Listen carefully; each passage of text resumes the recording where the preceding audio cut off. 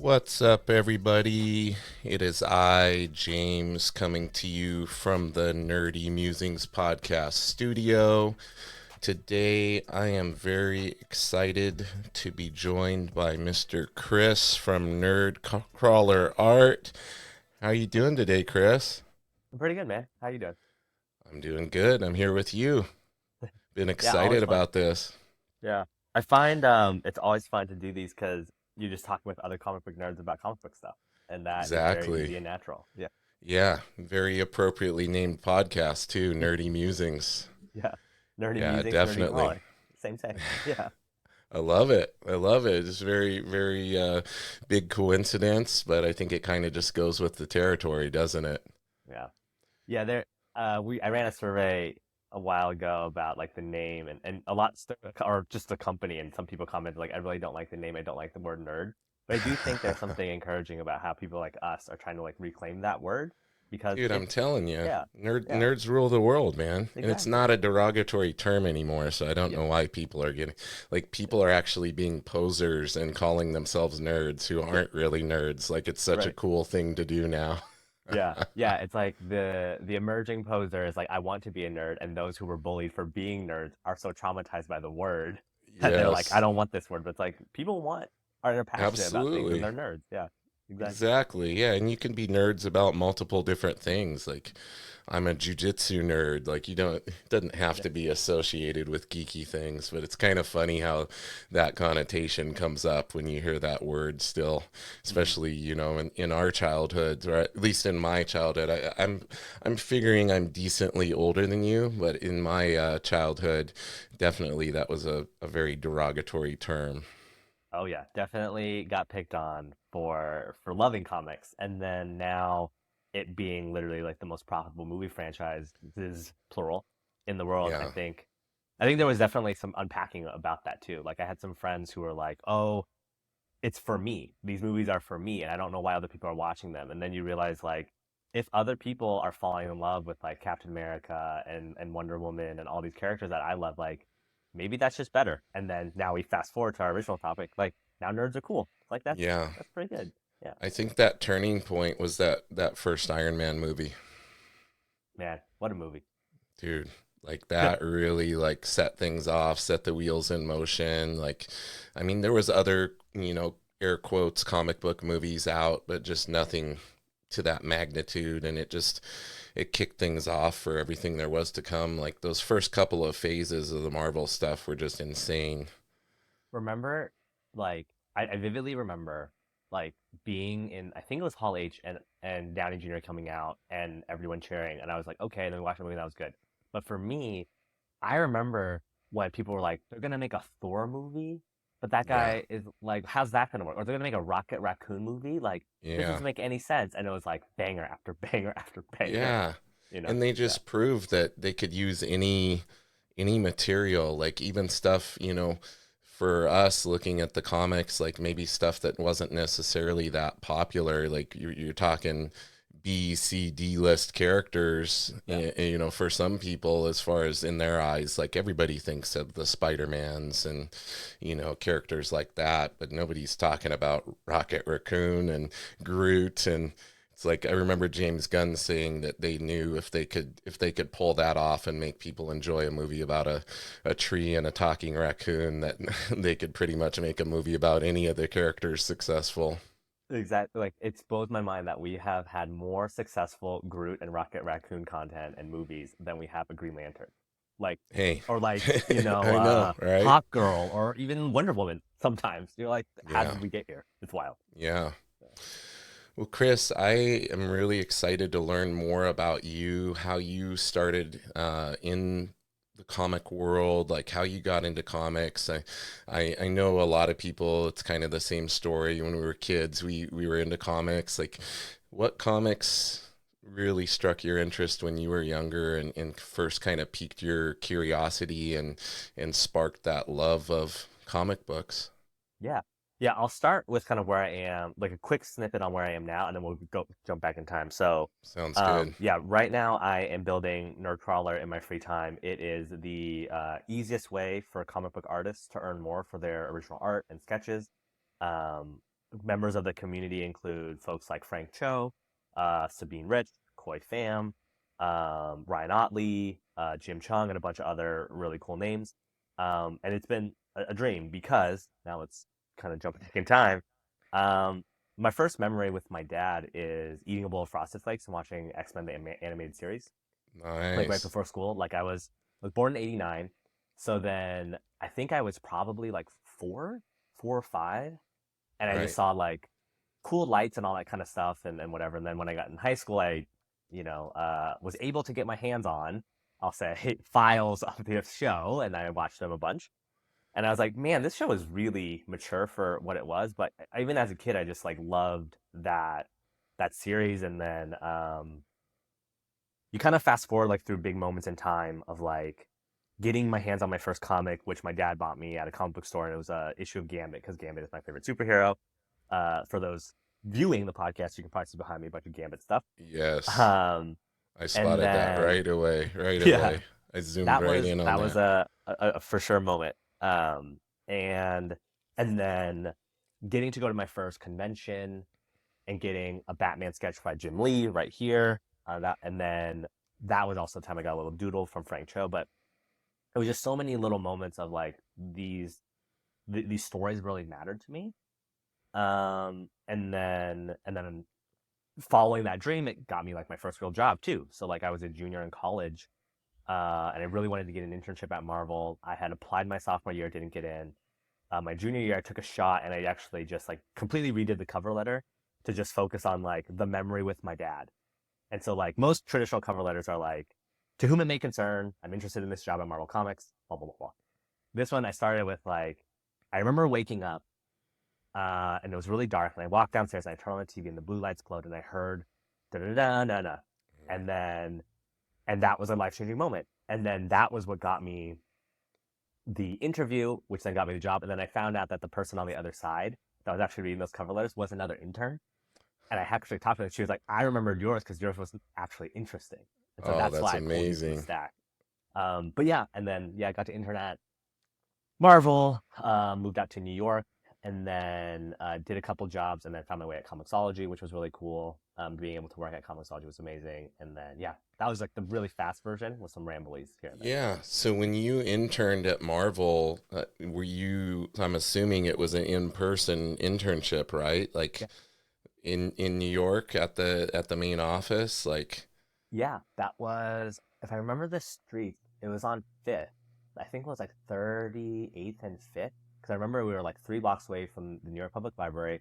I interned for the X-Men office, so my bosses were Nick Lowe, who's now I think head of Spider-Man, Daniel Ketchum, who I think now does a bunch of stuff for like Wizards and Magic the Gathering, Jody LaHoop, who wrote like I think it was like Man Bear Shark or like he yeah, he yeah. Grizzly Man fighting Shark or something like Grizzly man, something yeah. like that. Yeah. Yeah, and then and then Janine Schaefer, who went on to like work at like Boom as like VP and all that kind of stuff. So yeah, I was very lucky Wow. to work for them. Yeah, Well, the reason I emphasized, making sure to ask you if it was at the actual office, like that's becoming more and more rare these days. yeah, Like back in the day, people actually had to go in and the artist actually went in and there was like the bullpen hmm and all that cool stuff. And if you were wandering around there, you could actually see some of the artists working. And were there some artists there that at the time you were there that you got to kind of see them working, or was this getting more into the age of where people were faxing stuff in and all that kind of stuff? it was definitely the latter, but it wasn't like fully remote yet, right? So this was probably 2010, the summer of Yeah. 2010. So there was colorists like doing digital colors and things like that. But a couple of fun jobs that I did, like I had to go drop off papers at Klaus Jansen's apartment, Oh or man. like take the train to go to like Phil Jimenez's place and like drop off paper. And I was like, this is wild. And so that was really cool. And then you got like cool like guests in the office too. Like I remember at the time, the Old Spice man, like Isaiah something. I can't remember his Yeah. last name. Yeah. I know who you're But there was talking like about. chatter that like he might be something. Like I think maybe in the running for like Luke Cage at the He time. was, yeah, he was petitioning hard to play Luke Cage. Like Yeah. he's such a huge comic book fan, and I remember he was like posting about it all the time and Yeah, really like petitioning to be Luke Cage when they did he the wanted it. Netflix series. Yeah. Yeah, so he came in, and I was like, oh, like maybe this is happening. But then it didn't Yeah. happen. But so that was really cool. Another like fun random memory, which like I do think there's value in going to the office. We don't need to have a conversation about remote work versus not, Oh yeah. but We're but doing for a those remote specific, podcast. right, like that's fine. But for that, like just so many little things were amazing. Like being able to access the library. They have like literally every comic, like tons of graphic novels. Like I remember Jody being like, "Hey, there's a lot of downtime for this job until we need you. You should just read all of Punisher Max. It's right here." It's like Ennis's run. I read the whole thing at the job. Amazing. Yeah. Um, yeah, it was like little things like that. Like you can see just original art in a drawer that like Janine had behind her, like a bunch of Jill Thompson pages or whatever. I was like, this is amazing. That's heaven, right? Heaven on earth. Yeah, it was so cool. Yeah. Now, when it comes to comics, have you always been somebody that was more into the art than the story, or was that something that you kind of equally enjoyed both? I know you mentioned with the X-Men, like the story really got you. You were into the story of the characters and everything. And is that something where you kind of balance? I mean, obviously you run a site that is heavily art focused, but talk a little bit about your kind of your interest in the art and the writing. Like, are there any big stories that stand out to you from when you were first into comics? Yeah. I remember my high school teacher, who was also a big comic book reader, told me most people will start falling in love with the art, and then as they get more serious, they fall in love with the writing because it is such a visual medium. Yeah. And I think I was very much the same. Like Jim Lee, like classic X Men from the '90s. Like that was like this is amazing, right? Like I loved Gambit because of the look. I loved how he drew it, the kinetic, like the movement of the stuff. But what really stuck was I remember picking up like 1602, like the Neil Yeah. Gaiman like book. Yeah, I that got was every awesome. issue, right, and it was like bagged in a set at the comic book store, and I think it was like 30% off or something. And I had just read American Gods by recommendation from my high school English teacher. So I was like, oh, like the same guy. So like, let me read this. And I was like, this story is nuts. Like, this is so cool. And then at the time, I think House of M had like I had read. I picked up Avengers Disassembled because I was also like I eventually became an English major, so I thought I would write comics and work in Yeah. publishing. But I remember picking up Avengers Disassembled and being like, this is amazing, Bendis's run. And then House of M came out, and so I that was basically when I started to get a pull list, I think. And I was like, I have to go like every 2 weeks and get comics because like House of M was nuts. And then that led into like what I don't know, like maybe just because I'm older now and like my pull list is much smaller, or I don't really have one anyway. But it was like I just went on this run in high school where Marvel was putting out like I think the order was like House of M. Did it go Secret Invasion with I think with the so. Electra Scroll? Yeah, I Then we think go to so. like Civil War, or no, we had Dark Reign, which Mm-hmm. was like Dark Rain. a Yeah. little It soft, was, but it yeah. was there. And Yeah. then we had Civil War and then a bunch of stuff. But I was like, yeah, House of M, Civil War in particular. I think the one that I wish I was reading more of was like just Hickman's like Fantastic Four and then like the Secret War stuff. I read Secret War like as it was coming out, but like I felt like I missed so much context. Yeah. And then when I was working at Comixology, one of the perks was you had to read the stuff to market the stuff. I was working in email marketing and all that stuff. So it was a very nice excuse. But then that's when I read like, oh God, East of West, right? That's Hickman, right? Mm-hmm. Yeah, I Right. believe And so. then Yeah. yeah, and then yeah, I started reading like a bunch of stuff, and I was like, oh yeah, Hickman's amazing. That's a Yeah, perfect segue because, when you mentioned pull lists, like a lot of people today don't know what that is because they're yeah. all digital through Comixology and Oh, I bet Amazon that. and everything. Yeah, So, for everybody listening, like a pull list is when you told the comic book shop, your local comic book shop, like, hey, put these aside for me every week. I'll come and purchase them. And then well, at least some people purchase them. I remember when I worked at the shop, some people's pull list thing was like two long boxes and they never came in and cleared them out. But yeah, yeah, it really changed with the innovations in going to digital and everything with Comixology. I know when there was a shop here called Comic Book Inc. and it was an amazing shop, like just really good people running it, and the owner was amazing. I was actually like went to his wedding. We were like really close friends, and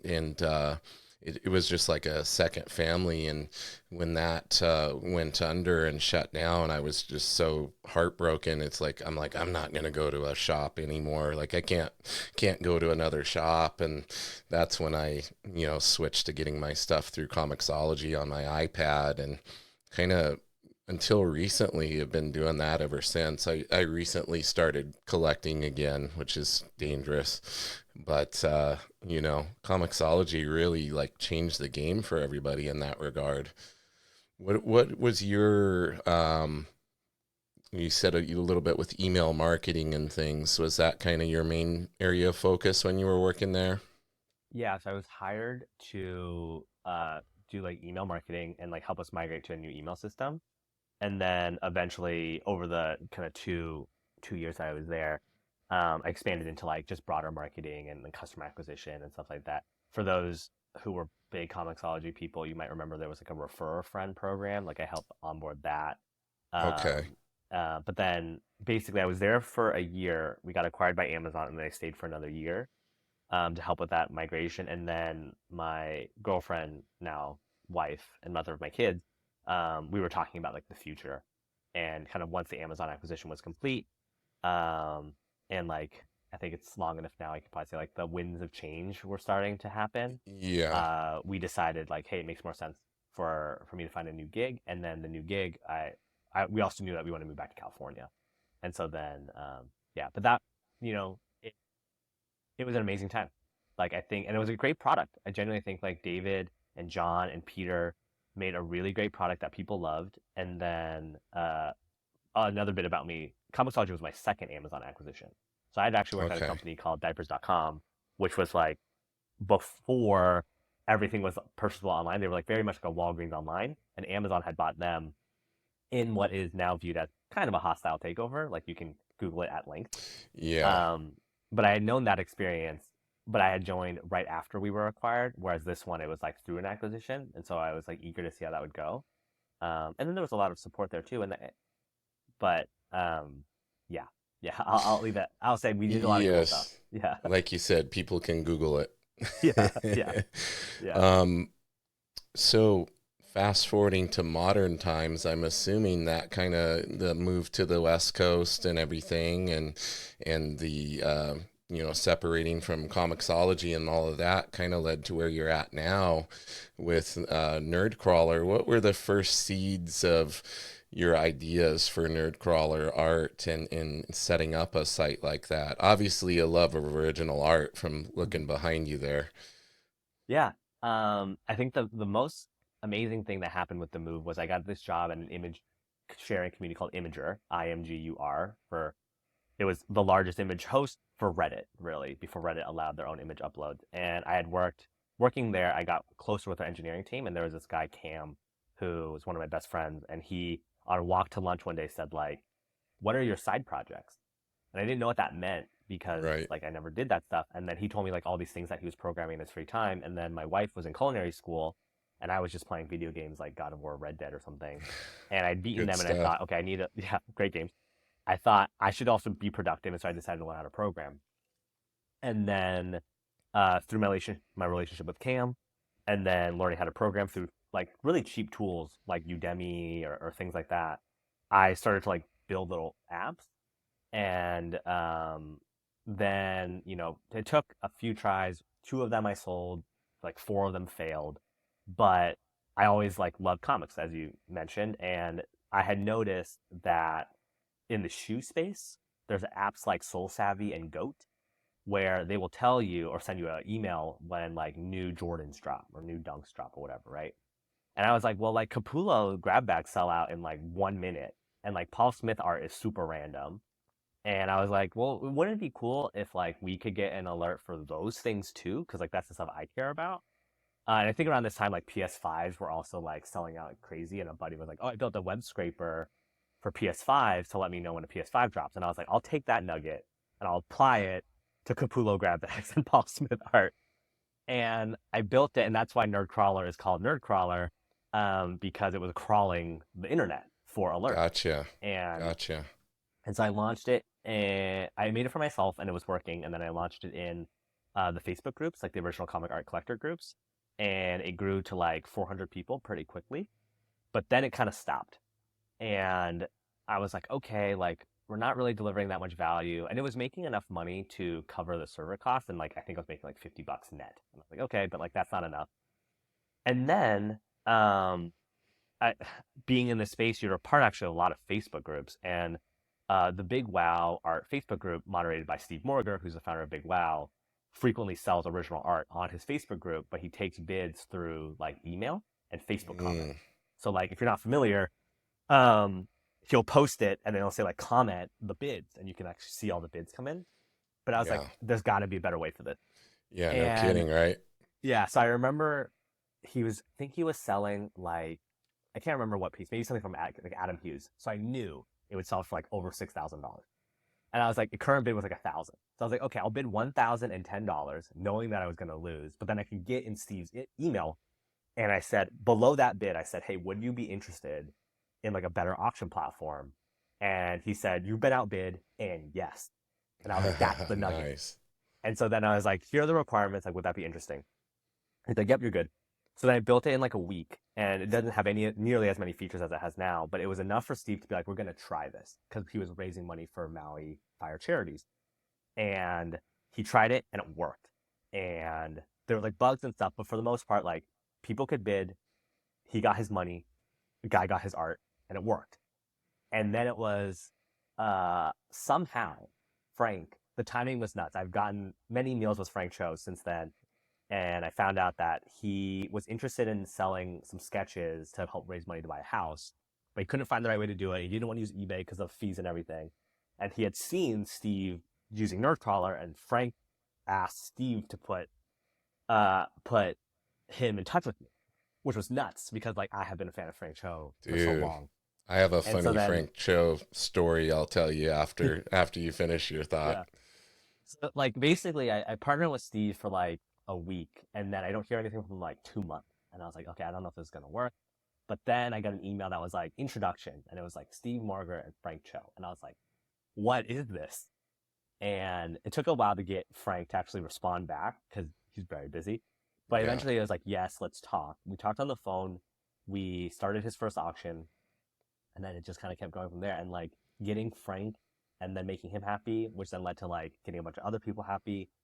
And yeah, it has just been a roller coaster ever since. It's unbelievable. Like when you were listing the artists that you have on the site earlier, you're like listing my all my favorite artists. Yeah. Like Frank, Ryan Otley, all of them, Jim Chung, everybody. It's yeah, my Frank story, it was funny one year. I this was back before like he was posting much on Instagram or Yeah. anything like that. And I didn't really process, like, I didn't know what he looked like very clearly, enough to know what he looked like in person. So he was at, I believe it was Emerald City Comic Con here in Seattle. And, we went up to his table and he was there, but I didn't know it was him. Yeah. Up to his booth, and I was looking through all the art books and gonna get a bunch of them. And obviously, for those that don't know, like we have to tell them that Frank draws very beautiful, curvy women. Yes. Yeah, that's kind of his forte. And a lot of the art books have nudity and stuff in them. A lot of his drawings, and my wife is very supportive. You know, it's art, and we're there looking through these, and he he goes, yeah, he goes that Frank Cho, he goes, that guy's a real creep. He's like a real pervert and all this stuff. And I go, oh man, but I love his work, and you know, this is just for artistic, you know, reference or whatever. And he's like, oh yeah, sure, like that's what you told your wife to make her let you buy them or whatever. And then I started to realize it was actually him, and I'm like, dude, I'm such a big fan of yours, and got him to sign everything, and it was a great experience. He's a real funny guy, Yeah. very personable, very funny guy, and immensely talented. I have some artwork of his on the other side of this monitor that the camera can't see.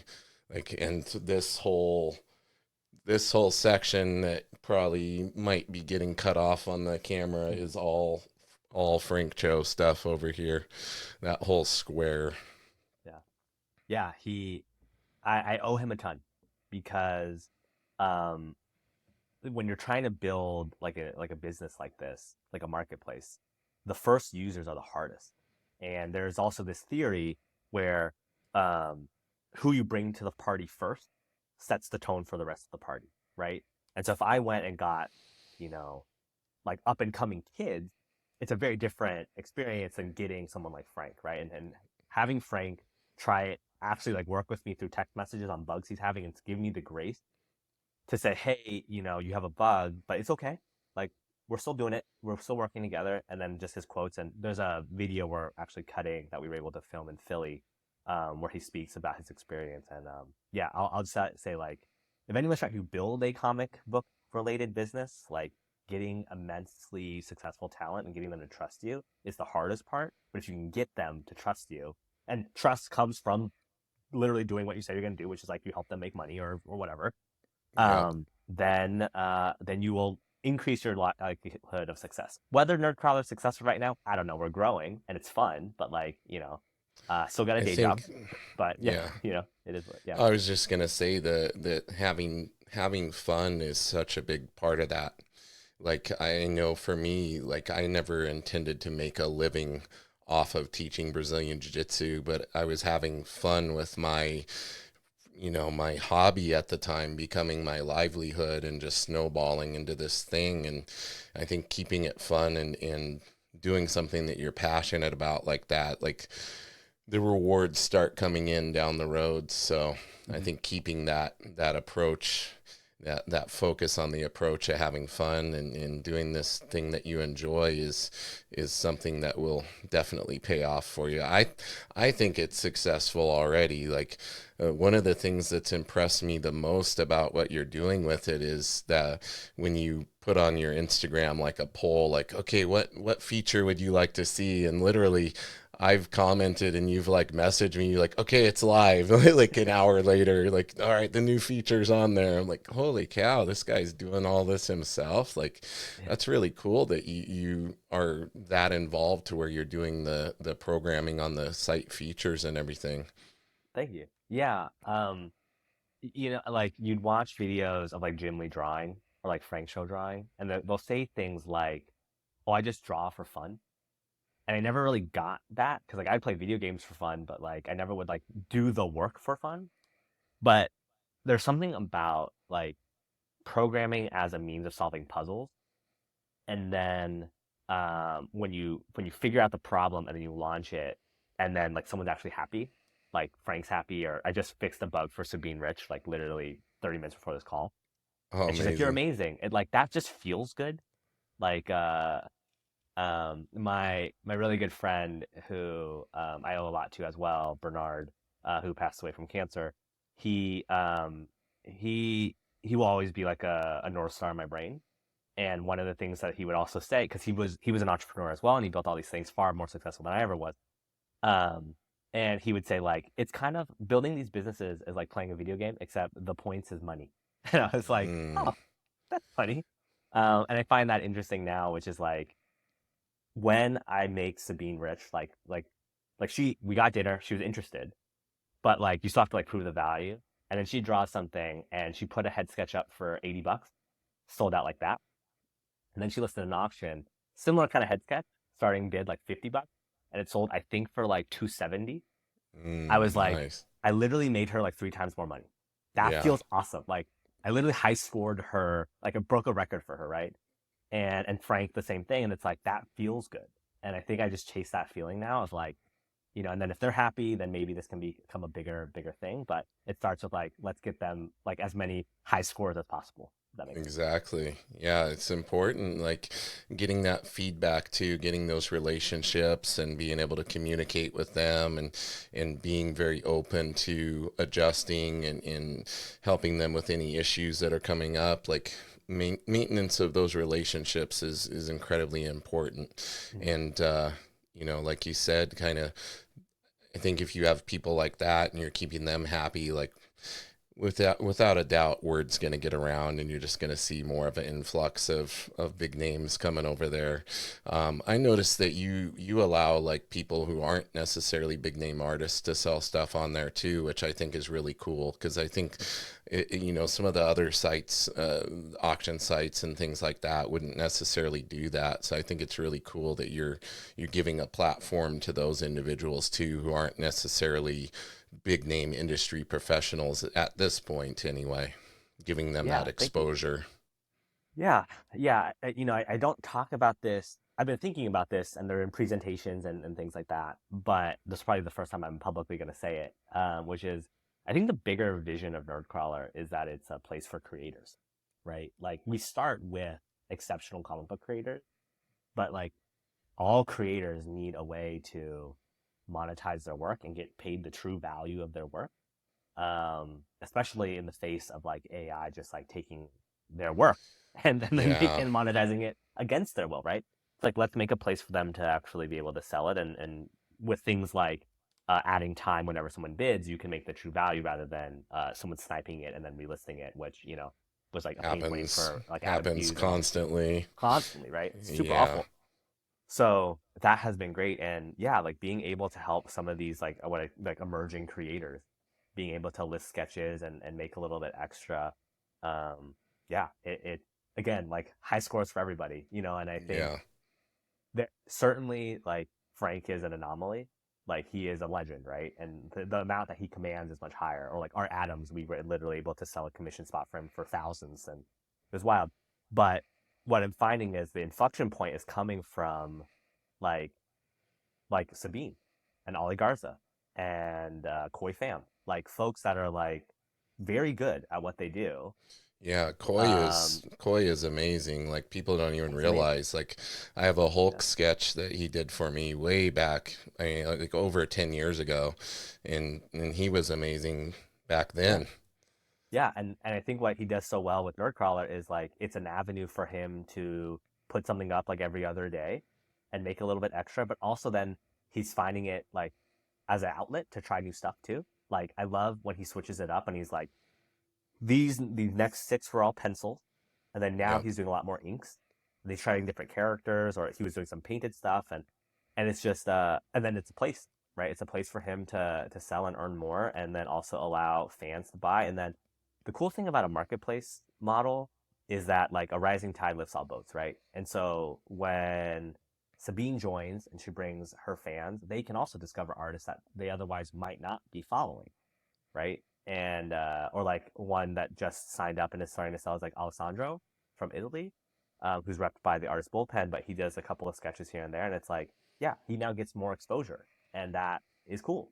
And I feel like that definitely. again, like yeah, high scores for everybody. I guess is maybe like I love it. my That should be takeaway. the Yeah, slogan. yeah, I wanted to touch on that word crawler because please. I think those like I used to do web design and stuff back in the day and kind of that was another side hobby that turned into a profession for a little bit. I ran my own little freelance web design thing for a couple of years when I was younger and the term crawler like I don't think a lot of people know what that is. If you've done any kind of basic search engine submission and that kind of thing, you might be familiar with that term. Can you kind of break that term down for everybody and kind of how it applies to your website? Yeah, yeah. So a crawler is rooted in the idea of like a bot or a spider, right? And so both like a spider on the internet is like this idea that a spider is synonymous with a bot, and the bot spider will visit a website and then scan the page for information, or a synonym for scan in the context of a spider is crawler, right? And so that's kind of how all these words float around. But the idea is that when a company like a Google uh, deploys a spider across the internet, they're able to crawl these websites to understand what's on the page to then allow their search engine to become smarter. And so when you Google something like Adam Hughes art, they have crawled so many websites and content throughout the world that they're able to say, okay, now we know who Adam Hughes is and kind of what we should show. the next important part of a crawler is then to like prioritize and rank stuff. But then, ta-da!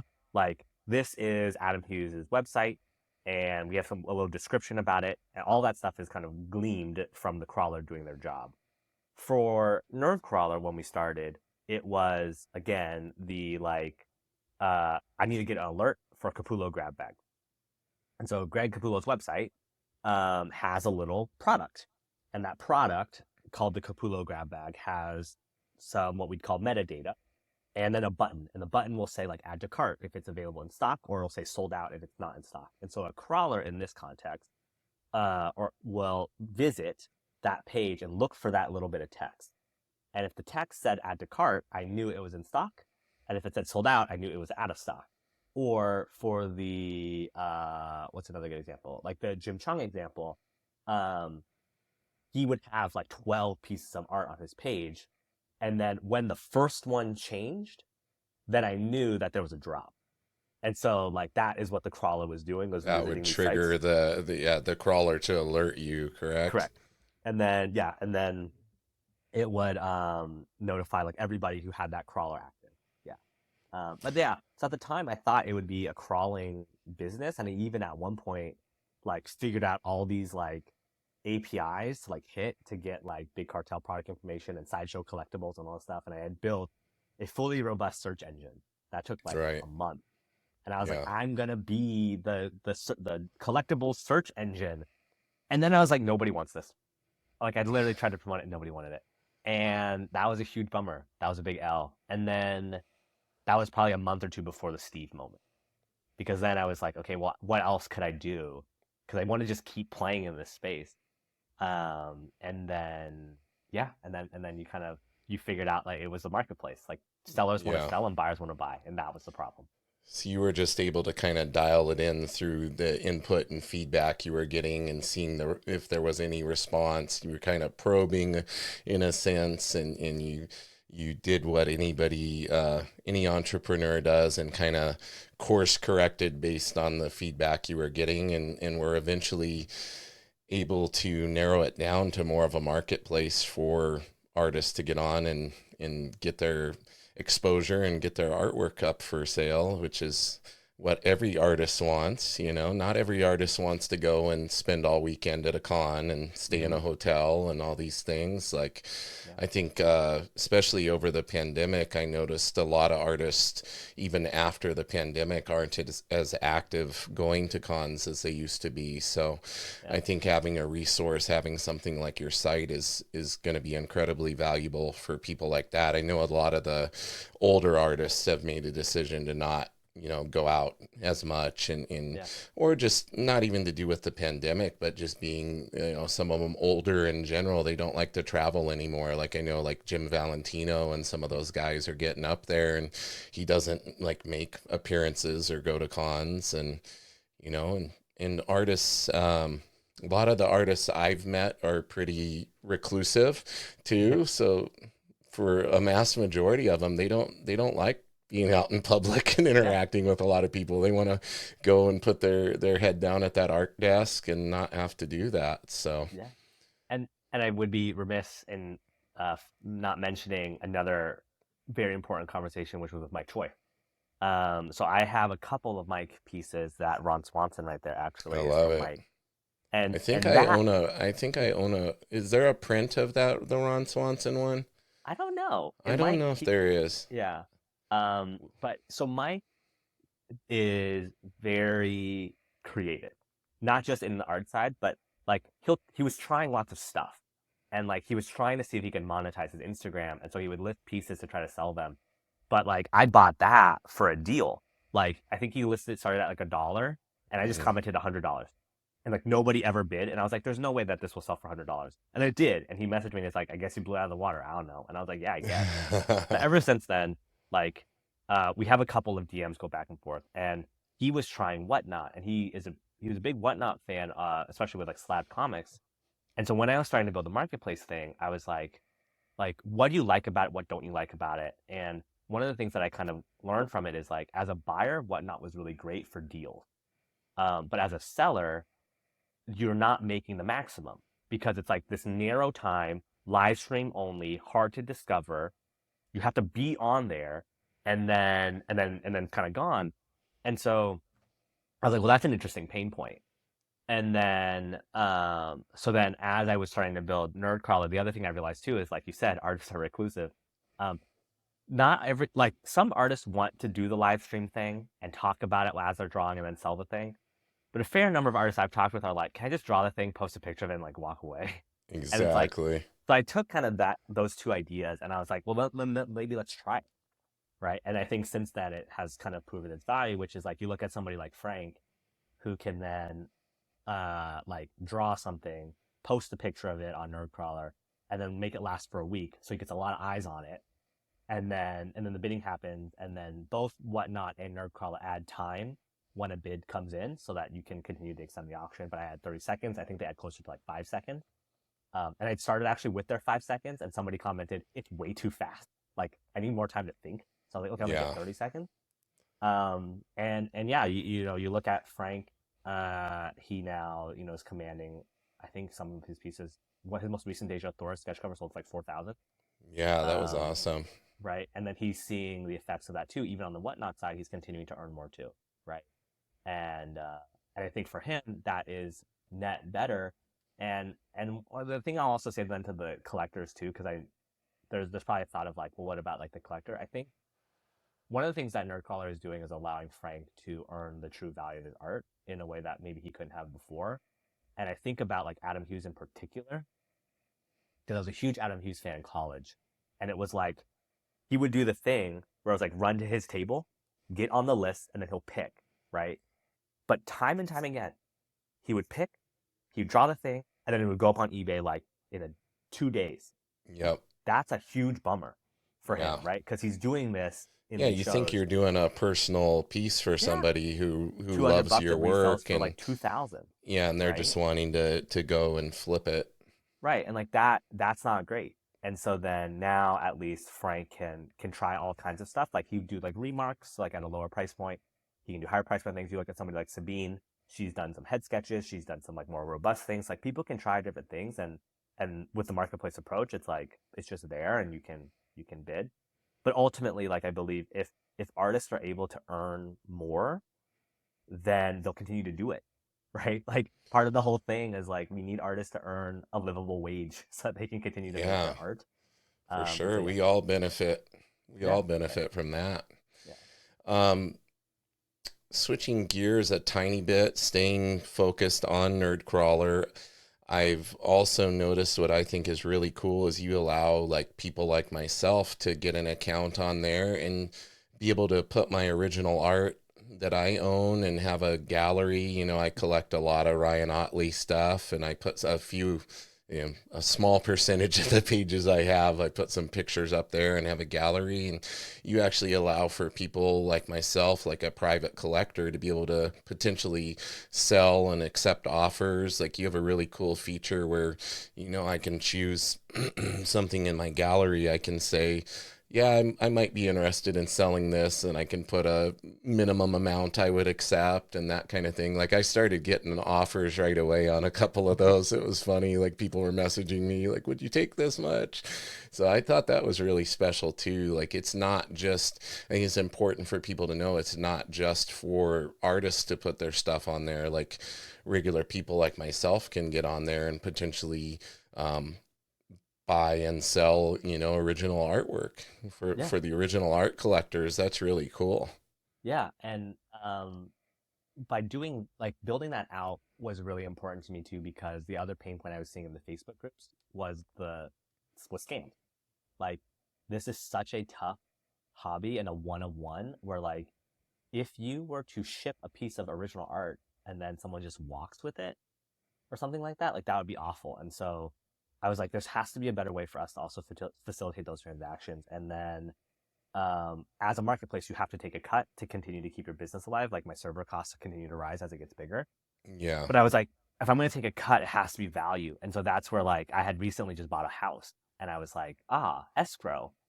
And there really was not a great escrow service in the original art space. And so, yes, where now collectors can put their pieces up for offer or for view, or for sale, and then someone can purchase it through a regular checkout flow that we expect from any other website like Etsy, taking inspiration from them. But then the funds are stored in escrow. So the buyer's funds are held. The seller will then ship the piece. And then when the buyer receives it, they have up to 48 hours to confirm if it's arrived safely. If I don't hear from them or they're like, yep, it looks great, then the seller gets their funds. And so what that does, it just creates so much more trust, right? Yeah. It's like, I'm about to, like, one of the most fascinating transactions was I had launched escrow and a guy, and like Frank was making money. And so like there was a lot of trust in the platform, but it was still growing. And a guy from London was like, well, I have some jock pages and I have a Jim Lee. And like, I'm trying to like buy something big. So he put a Jim Lee up for like 6,000, but the minimum offer I think was like five. And someone that day put 5,000. And he Yeah. was like, whoa, that's a lot of money. How's this going to actually work? Because like I only have this Yeah. one Jim Lee and I would like my $5,000, but how's it going to work? Need And I some remember just, assurances, right? dude, Got to have some kind of assurance there. it was so stressful, but like it worked. Like I worked hand in hand with both of them. And we got made the transaction work and I learned so much about the product in the meantime, but it was like, that's the magic, right? Like people have these amazing things that they want to sell, but it's incredibly precious. And having an escrow service that makes that work is great. Cause I'm sure we've all seen Yeah. posts, if you're a collector, of like, it got damaged. This is a scam. It's actually a print. Like, oh, I think around Yeah. that time, someone had spent like $8,000 on a Charles Schultz print on eBay.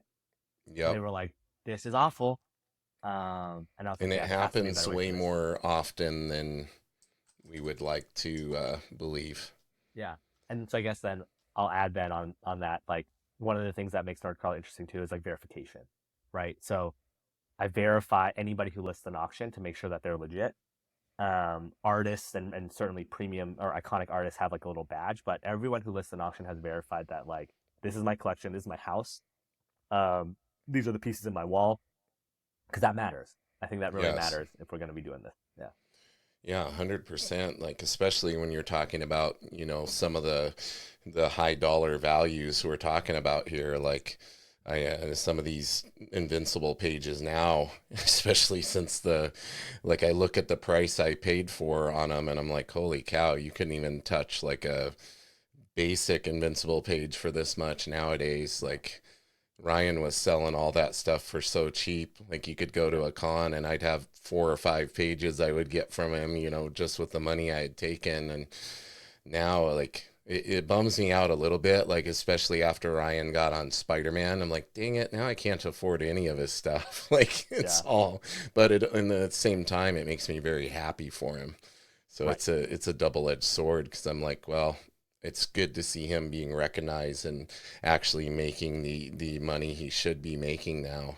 Yeah. And I think that coincides with what you're saying about Nerdcrawler. Like it's getting these artists more appreciation and actually receiving, some of the value that the work that they're putting out is worth. So I think Yeah. that's really awesome. Thank you. Yeah. And I think part of it like the collector challenge, I don't know, whatever we want to call it, opportunity, is like it's kind of like stocks, right? It's like it's stocks with an emotional tie. Like Yeah. I love Jim Lee's work, right? I was able to get a head sketch from Jim Lee back in 2007, right? And I had $50. I wonder what I could have maybe gotten back then. I don't know. But now you look and he's able to command a very high price for anybody interested. Check out Much, Albert much Moy as higher, well. much Much higher higher than than free. $50 Yeah, much higher than or 50 bucks. or free. Right. But you also then are like, I think that makes you love the ones you have more, or makes you like, okay, I'm gonna go try to find something that I can Yeah. own. Like, well, the one that I still kick myself for is like Mark Brooks. I remember Mark Brooks had just done his like beautiful Rogue where she's holding the skull. I think it was like Mm-hmm. 2008. I don't I know when it was. remember that one. Right, and it was like $100 for a commission from it at like WonderCon, and I didn't. I just spent my last $100 on like something else. Yeah. I was like, okay, maybe like another time. And then time didn't come. And now it's like, I think he sold, I think I saw a cover in his book, like Captain Marvel on it from Secret Wars or something for like $9,000. Yeah. And I was like, one, congrats to you. But two, damn, I'm an idiot. Yeah. I wish I had 100 bucks. And yeah. Yeah, his stuff really blew up. Oh my God. And he's Yeah. incredible. He's incredible with those pens. I remember learning about Copic markers from him Yeah. because he talks so highly of them. And it's just like, man, this guy can do some crazy stuff. Yeah, him and Adam Hughes and all those guys, like they're like masters with the Copics. It's Yeah. crazy to watch them. Yeah. It's Yeah. I'm it's like, it's all it's gray. And it's very like, no. Yeah. yeah, Amazing. no, not just gray. Yeah. Yeah. Oh Yeah. man. So speaking of original art, like what are some of your favorite pieces that you have in your own personal collection now? Are you continuing to accumulate pieces of original art for your own personal collection? Yeah. I think this business might be a net negative for my bank account because you That's just see kind so much of beautiful kind of stuff what on I really was Pinterest. alluding to. Like Yeah. I almost wonder if you didn't create this to give yourself Yeah. an avenue to be able to score Yeah. some awesome Exactly. pieces. Yeah, I'll quickly just I think I can just pan this over. Let me see. Yeah, So we'll go this way. So there we go. uh the ones that I think I'll just share some personal stories for Yeah, and I is always encourage people yeah, too, like, yeah, this podcast is both audio and video, yeah, yeah. so people can watch this on YouTube once it's up, and those who are just listening on the audio version right now, I would definitely encourage you to hop on to the YouTube and check out this amazing original artwork that he's showing us right now. Thank you. Yeah. Right, I forget auditory medium. So I will explain the pieces as well. Yeah, be very Or descriptive. yeah. Or feel free to check out nerdcrawler.com/du/Chris. That's my There you online go. gallery as well on Nerdcrawler. The one that I'm pointing to right now is a Salvador Larroca piece, published splash page from Extreme X-Men, where Gambit and Rogue have a Varus's sword stabbed through them. Vargas, I think. I remember having it as a background, and then Al Anthony's comic book art had it in the drop, and this was in 2011. So I was working like a college job, making like $9 an hour. But I think the page at the time was like 400 bucks. So it was a decent amount of money. But I was like, I'm gonna buy this one, and that was like a graduation gift for myself. I still love it. It's one of my favorites, especially given X Men the Animated Series and how that played out. I'm so happy Yeah. I had that page. The far left, this one right here, this Power Goal right here. It's a Power Goal by Frank Cho. It is massive. It's 15 by 20, and that actually is the first big piece that Frank sold on Nerdcrawler. And the Oh funny man. story there and how I ended up with it is at the time, Nerdcrawler didn't have a lot of checks and balances to verify a bid. And so, and I wanted to make bidding easier. So I had added this way to slide to bid. And I added that in because people would click on accident and then email me and say I made a bad bid. So I made Oh. the slide to bid. So you have to hold the button and slide it all the way across. And I stupidly bid on the Frank piece that at the time was like a very large, many thousands of dollars. But I was like, I just got to test it. And then my wife goes like, why didn't you just make a fake auction and test it there? And I Right. was like, well, that's a great idea. But I Yeah. can't delete the bid now because it's the sanctity of the auction. And at the time, Frank and I were not as close as we are now. Yeah. But I was like, you know what? Frank's pieces on Heritage are selling for a lot. So I'm pretty sure I'll get outbid. And then the auction counted down and then it ended. And I Oh was man. like, oh, shoot. So I You're told like, my wife, I was like, honey, I and think you're I'm, like, honey, I pretty much have to now. I yeah, can't I can't yeah, ruin this relationship I I've can't. developed with Frank here. Right, It's a right. budding relationship. We're just in the Yeah. early stage. So then I emailed the second guy, yeah, basically I was like, I have to just do this. And she's like, well, you know Yeah. what? This might just be that funny story. So shout out to my Yeah. wife, incredibly supportive. But then I bought it. It came. It's beautiful. Even she was like, "This is pretty epic." And Is that the then, one on the far side above your stationary bike? correct. The Yeah, the it's the bigger Power Girl. frame? Yeah, the big There one we right go. over here. Yep, Yep, right yep. there. Got it. Um. And that set off everything. Right. That small, not small. That investment built that relationship where Frank was like, "Okay, it works," and then him continuing to list allowed me to fix all those bugs. And through that investment, now a sketch cover is selling for the same amount as that one piece that he first started with. And so I think that piece is particularly special because no matter what happens, like that, without that one piece and actually making the call to pay for it and all that stuff, I'm not here. I'm certainly not here because I think Frank Yeah. walks away and or he's like, I don't know, it didn't really work. But yeah, yeah, it's wild. Yeah, that definitely had to play a part in building that trust as Yeah, well, you know.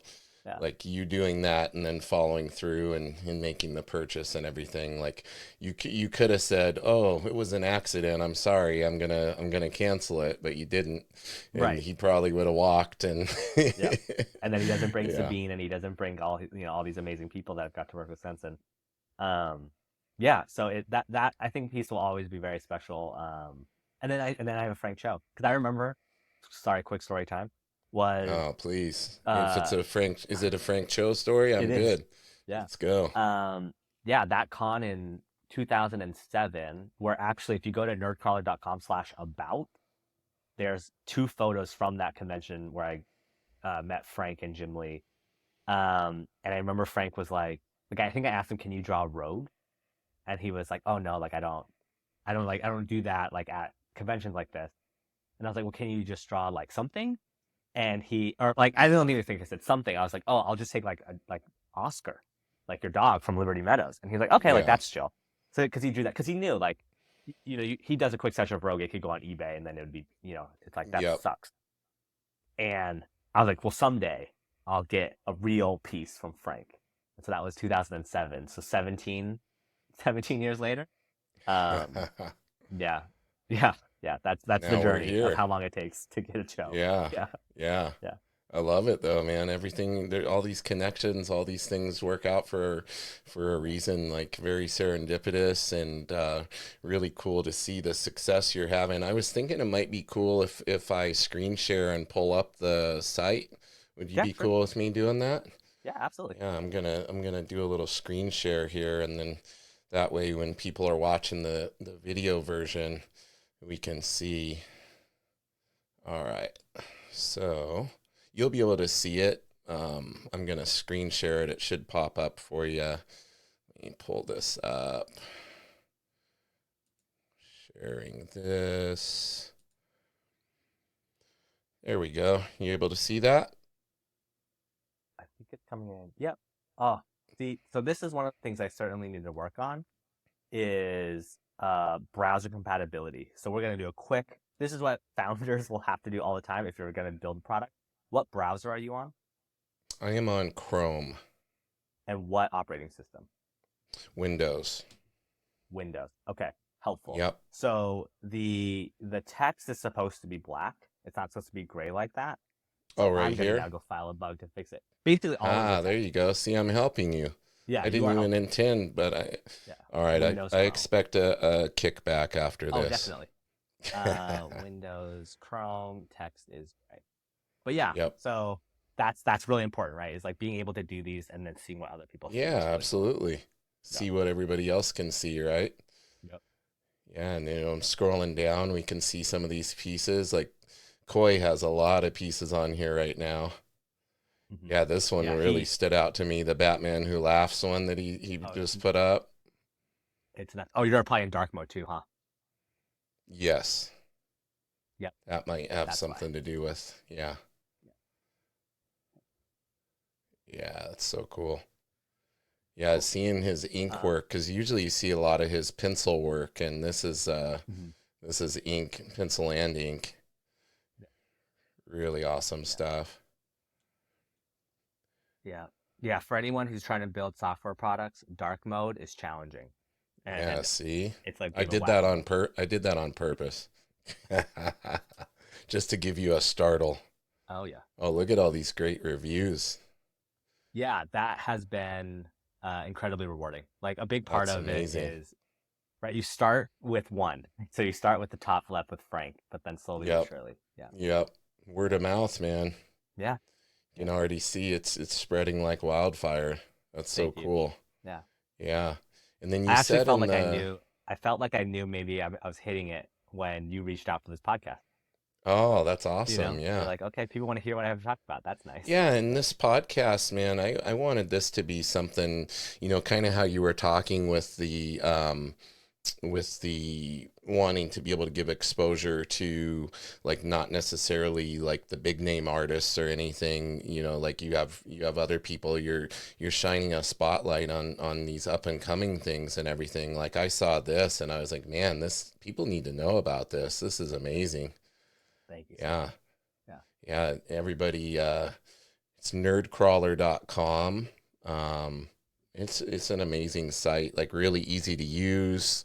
That's something that I think is very important, that it's not confusing. A lot of people are kind of technologically challenged, and some of these auction sites can be pretty crazy. You get on and you lose your way pretty quick. Yeah. And then just currently not dark mode friendly, but I will work on it this week. Yeah, don't use dark mode Yeah. like me, guys. No, actually, I think it still looks on my end. It looks great. Like I can Okay. read everything pretty good, and yeah, sweet. So this is just a little brief preview for anybody, and there's that Yeah. That's the Deja one. Torres, Yeah. a bunch of Yeah. Frank So it's pretty stuff wild here. that that Power Girl pinup that I Is own this was this is the started. one that you own right here, right?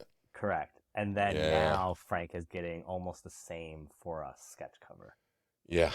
And I love Yeah, this like zoom feature here where you can scroll over it and see all the detail that he put in there. that was Koi. So Koi joined and asked, "Hey, it would be nice if." I feel like a lot Yeah, of the product is built on like it would be nice if, because you realize like you just gotta make them happy, like you make them right. as happy as possible. And how big did you say this piece is?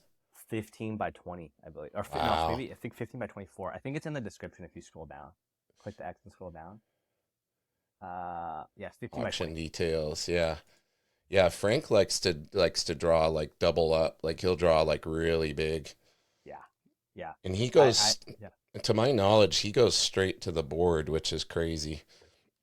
yeah. Like a lot of Frank, artists don't like to draw that big. They will do a smaller thumbnail and blow it up and print it out on the board and work from there. Like it's a whole other level when yeah. people can just go to that I board will. straight away.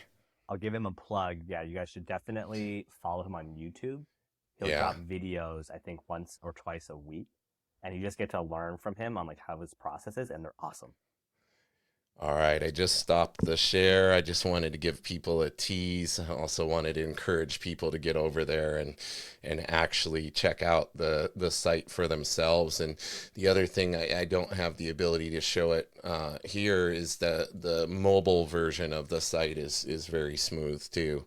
Like it's Thank you. very easy to use and everything. Like I've actually, I'll be honest with you, I think this might be the first time I've visited the site on a regular browser. It's usually been from my phone, like all my uploading of my art and everything was straight from my phone. So that's very important nowadays, as I'm sure you know. Yeah, I think 60 to 70% of the traffic is mobile, with the lion's share coming from social. So by social, I mean like Facebook, Instagram, X, Twitter, whatever, Yeah, etc.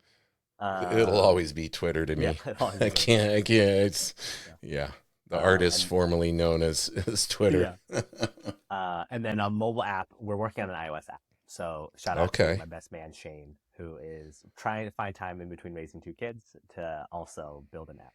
Yeah.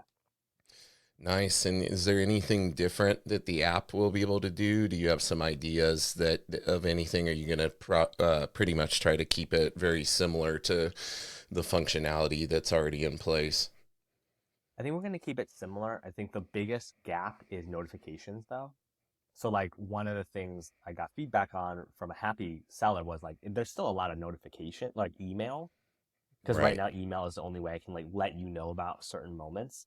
But yeah, so I think notifications letting you know when an auction is happening, when an auction you're following is ending, likes, things like that would be really helpful, because I feel like y'all could use fewer emails, but all Yeah. I got is Yeah. emails right now. Yeah, Yeah. It would be neat to have, yeah, like you said, being able to have your notifications pop up for those of us that want to do that, especially if you're like tracking your bids and making right. sure you're not getting outbid and that type of thing, being able to Yeah. just have it quickly pop up on your phone would definitely be an asset for everyone. Yeah. Yeah, and like mobile web, like you said, works pretty well, but like until there's an app, I won't be able to do that stuff. And but yeah. Chris, man, Yeah. I appreciate you sharing your time with me today. I feel like we could probably do like several of these and not even scratch the surface. If you would be willing to come back on one day, I would love to have you back on. Maybe we can get you back on here when once the app is ready to roll Hmm. out and get an announcement out and let everybody know. Um, Wanted to give you an opportunity here in the wrap up process to share any, vital information regarding things you have upcoming in the works, as well as your social media and everything where people can view the site, your Instagram. Like I always like to give an opportunity. I always put all that in the show notes afterwards as well, just to make it convenient for everybody. But now's your time to have the spotlight and let everybody know what you got going on and what they should be looking for. Yeah. So I would just say check out nerdcrawler.com. You can follow us on Instagram, because that's probably the main place that we're at right now. And definitely just make an account. Nerdcrawler.com. It is free to make an account. No monthly subscriptions required. If you're a seller or an artist and you're interested in selling, nerdcrawler.com/seller has all of the information you're gonna need. Um, what else? Oh, worth mentioning, likely we'll be heading to San Diego Comic Con. I'm not going to have a booth or anything, but I'll be walking around. You'll spot me in a Nerdcrawler shirt. I would love to get something together for those of us who collect original comic art or are interested in original comic art. So feel free to reach out. Also, if you have any questions, definitely just email me at chris@nerdcrawler.com. That is my actual email. I read every email and I try to respond, as James has mentioned, try to respond Yes, quickly as well. very, Um, very quickly. Both yeah, Instagram and email yeah. respond very quickly.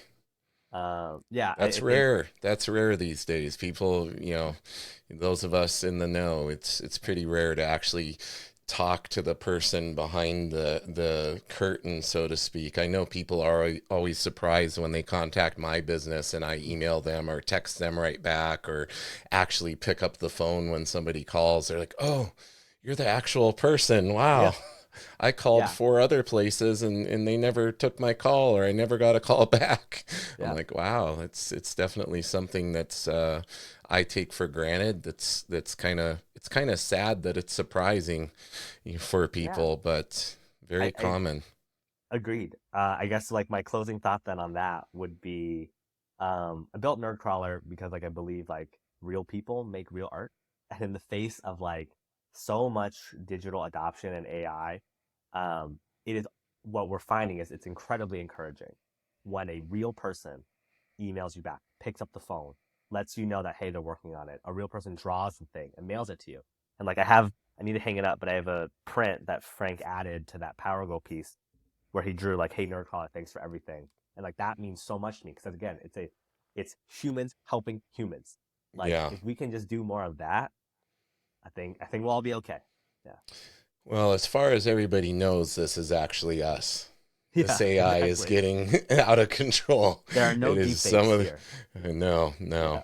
Yeah, Yeah, some of these videos I'm seeing, it's getting pretty crazy, and how good they're getting at, especially like the more your voice is out there, the more your image is out there. Like it's getting pretty scary what can be done. But I assure all of you, this is Chris and I today, and it's just been a pleasure to chat with you. I hope to have you on again real soon, yeah, Chris.